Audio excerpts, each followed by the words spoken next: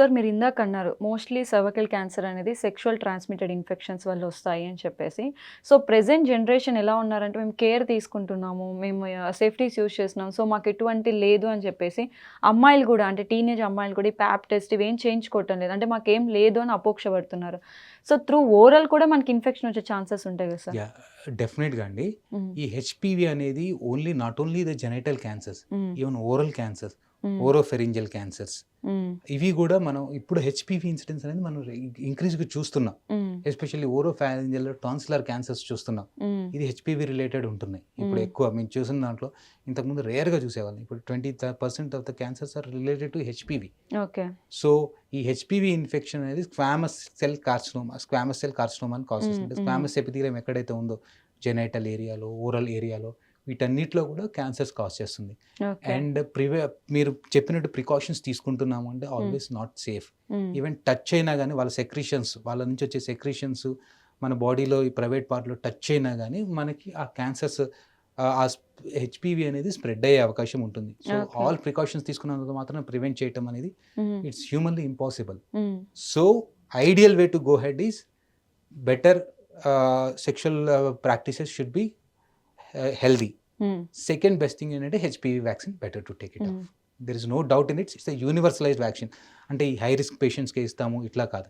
It's a very safe vaccine. There is no complications at all. ఇంతవరకు ఒక్కళ్ళకు death and reports అనేది ఇంతవరకు worldwide millions of doses ఇచ్చాం, ఒక్కళ్ళకు కూడా ఇది వ్యాక్సిన్ వల్ల డెత్ అయిందనే రిపోర్ట్స్ లేవు. So it's a very safe vaccine, simple vaccine, cost effective. అంటే it's 2,500 is like a biryani in good hotel. Not much higher costlier than that. So simple cost, అంత costly కూడా కాదు. So these simple measures తీసుకోవడం వల్ల మనం prevent చేయగలుగుతాం. So always prevention is better than cure. Okay. Mostly ఈ infections అనేది men's నుంచే కదా సార్ ఉమెన్కి స్ప్రెడ్ అయ్యేది. సో మెన్ ఎలాంటి అంటే వాళ్ళకి ఇన్ఫెక్షన్ ఉన్నది కూడా మనకు తెలియదు, దాన్ని ఎలా తెలుసుకోగలవచ్చు ఒక మెన్ అనేవాడు? యూజువల్గా హెచ్పివి ఇన్ఫెక్షన్ మనకి ఏ సిమ్టమ్స్ ఉండవండి. ఓకే. ఓన్లీ మెన్కి కామనా, ఉమెన్కి కామనా ఇవన్నీ ఇది కాకపోతే ట్రాన్స్మిట్ అవుతుంటుంది. ఓకే. కాకపోతే ఏంటంటే only prevention is vaccination. Even men కూడా వ్యాక్సినేషన్ తీసుకోవాలి, బాయ్స్ కూడా. ఓకే. మెన్ కూడా వ్యాక్సినేషన్ తీసుకోవాలి. ఓకే. మనం యూనివర్సలైజ్ వ్యాక్సిన్ ఏంటంటే మనకు ఒక స్ట్రాటజీ ఉందండి. 80% ఆఫ్ ద పాపులేషన్ కనుక వ్యాక్సిన్ తీసుకుంటే మిగతా 20% తీసుకోకుండా హెర్బ్ ఇమ్యూనిటీ, ఆ వైరస్ స్ప్రెడ్ ఉండదు కాబట్టి 80% నెంబర్లో కట్ డౌన్ అయిపోతుంది. So at least 80% of the society కనుక మనం వ్యాక్సినేట్ చేయగలిగితే, including men also should take. వాళ్ళకు కూడా జెనైటల్ వార్డ్స్ అని, ఈవెన్ సర్విక్స్ వాళ్ళకు ఉండదు అనుకోండి, జెనైటల్ వార్డ్స్ అని, పెనైల్ క్యాన్సర్స్ అని, ఓరల్ క్యాన్సర్స్ అని, ఓరోఫెరింజల్ క్యాన్సర్స్ అని ఇట్లా వస్తాయి HPV related cancer. So men also should take vaccination. So female ఒకటే కాదు, మెన్ కూడా తీసుకొని 80% ఆఫ్ ద మనం పీపుల్ కనుక మనం వ్యాక్సినేట్ చేయగలిగితే సర్వైకల్ క్యాన్సర్ని 90% మనం ప్రివెంట్ చేయగలుగుతాం. హెచ్పివి స్ప్రెడ్ని మనం 90% ప్రివెంట్ చేయగలుగుతాం. Okay. So both should take. Okay. So మీరు ఇందాక అన్నారు స్మోకింగ్ వల్ల కూడా మనకి క్యాన్సర్స్ వచ్చే ఛాన్సెస్ ఉంటుంది అని చెప్పేసి. కొంతమంది మీకు స్మోక్ చెయ్యం, మాకు అలవాటు లేదు అని అనుకుంటారు. బట్ పబ్ కల్చర్ ఉన్న వాళ్ళు స్మోక్ చేయకపోయినా అక్కడ ఉన్న స్మోక్ అనేది వాళ్ళు ఇన్సర్ట్ చేసుకుంటారు. సో వాళ్ళకు కూడా ఇన్ఫెక్షన్స్ వచ్చే ఛాన్సెస్ ఏమి ఉంటాయి? Yeah, that is passive smoking అంటారండి. ఓకే. డెఫినెట్గా ప్యాసివ్ స్మోకింగ్లో కూడా క్యాన్సర్ ఇన్సిడెన్స్ అనేది పెరుగుతూ ఉంటుంది.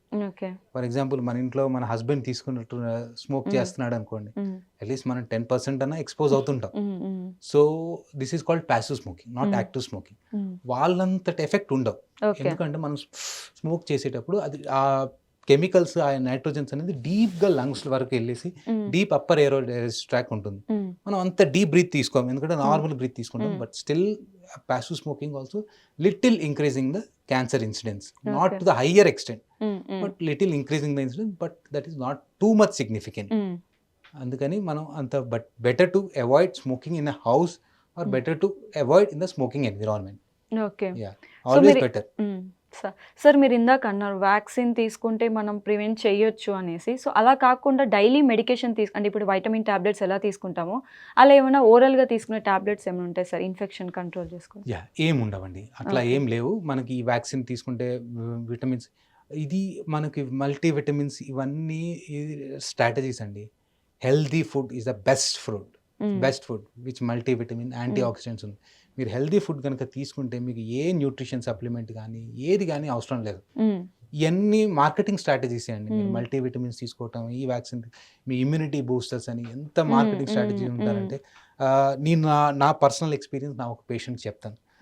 పీపుల్ ఆర్ అంటే ఇది నా పర్సనల్ ఎక్స్పీరియన్స్. ఐఎమ్ ఫీలింగ్ ఎప్పుడు నేను చాలా బ్యాడ్గా ఫీల్ అయ్యానంటే ఒక పేషెంట్ ఉన్నారు ఓకే. స్టేజ్ 4 కోలాన్, అంటే it's not related to cervical cancer, నా పర్సనల్ ఎక్స్పీరియన్స్ చెప్తాను. Stage 4 colon cancer, young patient, 32 years, 32 years, young, chartered accountant, చాలా మంచిగా వెల్ సెటిల్డ్, అప్పుడే జాబ్ వచ్చింది, 5 ఇయర్స్ చేస్తున్నాడు, సెటిల్ అవుతున్నాడు అనుకొని chartered account is well settle. It's way back in 2017 story this is. That time chartered accountant. అప్పుడు ఏం చేశాడంటే అతనికి స్టేజ్ 4 కోలాన్ క్యాన్సర్ వచ్చింది, ట్రీట్మెంట్ చేయించుకున్నాడు, అన్ఫార్చునేట్గా రికరెన్స్ వచ్చింది, అబ్డామిన్ మొత్తం స్ప్రెడ్ అయిపోయింది అన్నమాట. So we try to remove that, we are not able to do that, success కాలేకపోయాము. కీమోథెరపీ టాలరేట్ చేయట్లేదు, అదంతా పేగుల మీద పడేసి పేగులు కూడా వర్క్ అవ్వట్లేదు. ఇన్ హిస్ లాస్ట్ స్టేజెస్లో ఒక మార్కెటింగ్ అతను 50,000 పెట్టి ఒక జ్యూస్ ఎక్స్ట్రాక్టర్ కొనిచ్చాడు. ఈ జ్యూస్ తాగితే మీకు ఇందులో జ్యూస్లో ఉన్న యాంటీ ఆక్సిడెంట్స్ అన్నీ వస్తాయి, మీకు క్యాన్సర్ క్యూర్ అయిపోతుంది, నా పేషెంట్స్ చాలామంది ఉన్నారని 50,000 పెట్టి జ్యూస్ ఎక్స్ట్రాక్టర్ కొనిచ్చాడు. అంటే చెప్తున్నాను, ఇవన్నీ మార్కెటింగ్ స్ట్రాటజీస్ అండి. మీరు మల్టీవిటమిన్స్, యాంటీ ఆక్సిడెంట్స్, ఇవన్నీ అంటే I will not believe all those things. Healthy food and healthy exercises, avoid your bad habits, these are the 3 cornerstones and pillars of your health. ఇవి తప్ప మనకి వేరేది ఏవి, మీకు ఆల్టర్నేట్ ఆప్షన్స్ ఏది లేదు మనకి. ఇవన్నీ మనం సైకలాజికల్ సాటిస్ఫాక్షన్ కోసం మనం చేసే థింగ్సే. మీరు అసలు చేసుకోకుండా రోజు బిర్యానీ తినేసి యాంటీ ఆక్సిడెంట్స్ వేసుకుంటే ఏమొస్తుందండి?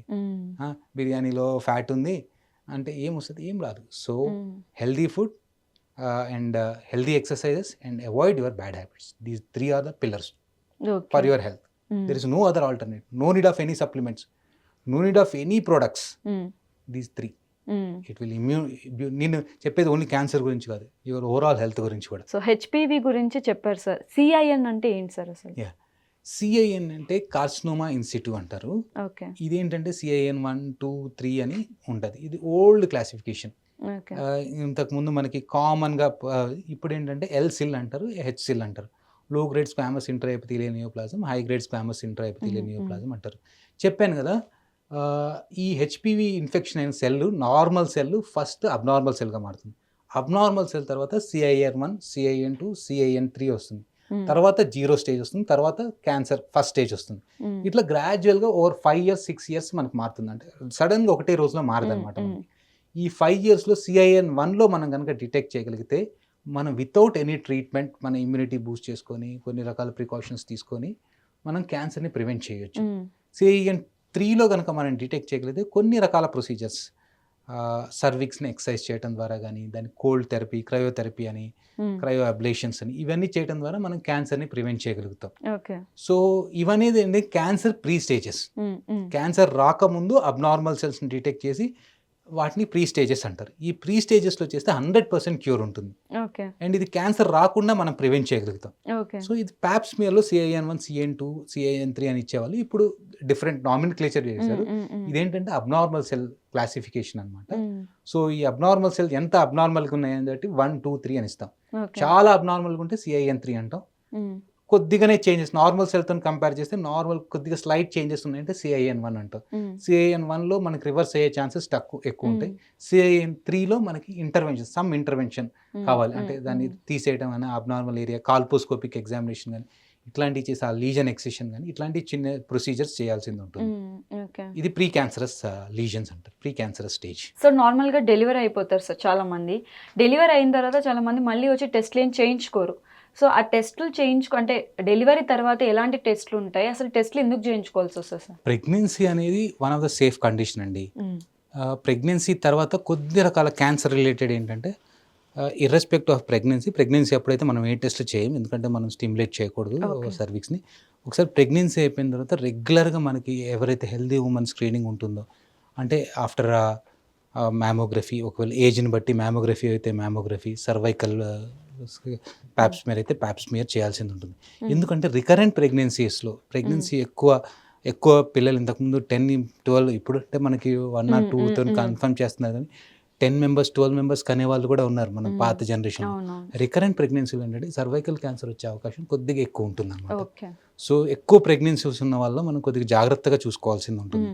Otherwise pregnancy regular follow up అండి. No specific precautions are required during pregnancy or after pregnancy. Okay. Every 3 to 5 years pap smear plus HPV titres or pap smear alone is sufficient. ఒకవేళ ప్రెగ్నెంట్ ఉమెన్ ఆ జర్నీలో ఉన్నప్పుడు in మిడిల్‌లో మనకి cervical cancers వచ్చే chances ఏమైనా ఉంటాయా సార్? వస్తాయండి. నేను ఒక పేషెంట్ చూశాను. Around 27 years female. ప్రెగ్నెన్సీలో సర్వైకల్ కొద్దిగా వైట్ డిశ్చార్జ్ అని ఇవాల్యుయేట్ చేస్తే అది సర్వైకల్ క్యాన్సర్ అని వచ్చింది. Okay. It's very tricky to treat that patient. ఆమెకి ఆల్మోస్ట్ మనకి 3rd monthలోనే డిటెక్ట్ అయింది సర్వైకల్ క్యాన్సర్ అని. ఆమెకి ఏం చేసామంటే we have to risk versus benefit. ఇట్లాంటి వాళ్ళలో ఏంటో సర్వైకల్ క్యాన్సర్స్ ప్రెగ్నెన్సీ టర్మినేట్ చేసి ఆమె ట్రీట్మెంట్ అంతా కంప్లీట్ చేసిన తర్వాత ఆమెను ఫాలో అప్లో పెట్టాము. ఇంకా ప్రెగ్నెన్సీ కాలేదు. సో కొద్ది మందికి ప్రెగ్నెన్సీ అప్పుడు కూడా కొన్నిసార్లు సర్వైకల్ క్యాన్సర్స్ వచ్చే అవకాశాలు ఉంటాయి. But very very rare. ఎందుకు అంటే మనకి హెచ్పివి ఇన్ఫెక్షన్ నుంచి డిసీజ్ రావడానికి మినిమం 10 to 15 years గ్యాప్ ఉండాలి. So most common age is around 40 to 50. 50sలో మోస్ట్ కామన్గా వస్తుందండి సర్వైకల్ క్యాన్సర్ అనేది. ప్రెగ్నెన్సీ యూజువల్గా మనకి 20s 30sలో ఉంటుంది కాబట్టి యూజువల్గా ఈ ఏజ్లో మనకి సర్వైకల్ క్యాన్సర్స్ అనేవి చాలా చాలా తక్కువ. Very very rare. Cervical cancer అనేది ఒకరి నుంచి ఒకరికి స్ప్రెడ్ అయ్యే ఛాన్సెస్ ఏమైనా ఉంటుందా సార్? మెయిన్గా క్యాన్సర్ అనేది జన్యుపరమైన మార్పుల వల్ల వస్తుందండి. ఒక సెల్ కనుక క్యాన్సర్ సెల్గా మారాలంటే అందులో మల్టిపుల్ జీన్స్ మాడిఫై అవ్వాలి. అవి జీన్స్ మాడిఫై అవుతేనే అది క్యాన్సర్ సెల్గా మారిపోతుంది. ఒక క్యాన్సర్ అనేది ఒక పర్సన్ నుంచి ఇంకో పర్సన్కి never spread. What ever the cancer, ఈ సర్వైకల్ క్యాన్సర్ అనే కాదు, ఏదైనా కానీ ఒక్కొక్క పర్సన్ నుంచి వేరే పర్సన్కి స్ప్రెడ్ కాదు. ఈవెన్ కొన్నిసార్లు స్టడీస్ కూడా ఉన్నాయి మా దగ్గర. బ్లడ్ ట్రాన్స్ఫ్యూజన్ అంటారు. క్యాన్సర్ పేషెంట్స్ నుంచి తెలియకుండా, వాళ్ళ క్యాన్సర్ ఉందని తెలియకుండా బ్లడ్ తీసుకొని వేరే వాళ్ళకి ట్రాన్స్ఫ్యూజ్ చేశారు. అట్లా 1500 1500 పీపుల్ స్టడీ, అట్లా లిటరేచర్లో చూస్తే 1500 పీపుల్ దొరికారు. వాళ్ళకి స్ప్రెడ్ అయిందంటే అవలా. ఎందుకు అంటే మన ఇమ్యూనిటీ సిస్టమ్ అనేది ఆ క్యాన్సర్ సెల్స్కి, ఒకవేళ క్యాన్సర్ సెల్స్ ఉన్నా వాటిని కిల్ చేస్తుంది. ఎందుకంటే ఫారెన్ సెల్స్గా డిటెక్ట్ చేసేసి ఒక పర్సన్ నుంచి ఇంకో పర్సన్కి ఎటువంటి క్యాన్సర్ స్ప్రెడ్ కాదండి. కేవలం జన్యుపరమైన మార్పులు వస్తేనే మాత్రమే అది క్యాన్సర్గా మారుతుంది ఆ సెల్స్. ఆ జన్యుపరమైన మార్పులకు వేరియస్ రీజన్స్ ఉండొచ్చు. ఇన్ఫెక్షన్ కావచ్చు, మనం తీసుకునే అలవాట్లు కావచ్చు, సెల్ డివిజన్ అప్పుడు అవి కావచ్చు. అంతేగాని ఒక పర్సన్ నుంచి ఇంకో పర్సన్కి ఈవెన్ బ్లడ్ ట్రాన్స్ఫ్యూజన్ ద్వారా కూడా ఇంతవరకు స్ప్రెడ్ అయినట్టు దాఖలాలు అయితే లేవండి. సార్ నార్మల్గా మనకి ఎక్స్టర్నల్ తెలియదు సార్, అంటే క్యాన్సర్ ఉంది అని చెప్పేసి ఎక్స్టర్నల్గా మన బాడీని చూస్తే ఎవరికి తెలియదు. ఏ స్టేజ్లో ఉన్నప్పుడు మనకి ఎక్స్టర్నల్గా తెలుస్తుంది సార్? చెప్పాను కదండి, cancer is one of the worst cells in the body, cancer cells. ఎందుకంటే ఆ క్యాన్సర్ సెల్స్ అనేది గ్రోత్ అవుతూ అది పక్కనున్న ఎన్విరాన్మెంట్ కూడా మార్చేసుకుంటుంది, దానికి అనుగుణంగా మార్చేసుకుంటుంది. అందుకని ఇనిషియల్ స్టేజెస్లో మనకి సిమ్టమ్స్ అనేది చాలా తక్కువగా కనపడతాయి. యూజువల్గా స్టేజ్ 4లో ఉన్న వాళ్ళు ఏంటంటే ఎక్స్టర్నల్ సిమ్టమ్స్ లైక్ బరువు తగ్గటము, చాలా వీక్ అవటము, ఆకలి మందగించటము, పొట్ట ఉబ్బరం, స్ప్రెడ్ ఎసైటిస్ ఉంటాం. కొన్నిసార్లు లివర్కి మల్టిపుల్ లివర్ స్ప్రెడ్ అయ్యి లివర్ ఫంక్షన్ డ్యామేజ్ అవటం, కళ్ళు పచ్చగా అవటం, కొన్నిసార్లు లంగ్స్ స్ప్రెడ్ అయితే దగ్గు, తెమడలో రక్తం కావటం, ఇట్లా లాస్ట్ స్టేజెస్లో తెలుస్తుందండి. యూజువల్గా లాస్ట్ స్టేజెస్లో ఏంటంటే మనకి అపిటైట్ తగ్గటము, వెయిట్ లాస్ అవ్వటము, ఫెటీగ్ అంటారు, చాలా అలసటగా ఉంటాము, కొన్ని స్ప్రెడ్ లంగ్స్లో బ్రీతింగ్ డిఫికల్టీస్ రావటము, లివర్ డ్యామేజ్ అవటం, ఇట్లాంటి వెరీ రేర్ లాస్ట్ స్టేజెస్లో మనకు తెలుస్తాయండి symptoms. Okay. So thank you so much sir. చాలా ఇన్ఫర్మేషన్ అనేది ఇవ్వడం జరిగిందనమాట. సో ప్రెజెంట్ జనరేషన్లో చాలా మందికి వీటి గురించి తెలియక వాళ్ళు ఏవేవో చేసుకోవడం కానీ, లేకపోతే అసలు పట్టించుకొని కూడా పట్టించుకోరు అనమాట. So thank you so much sir. Welcome అండి. Thank you.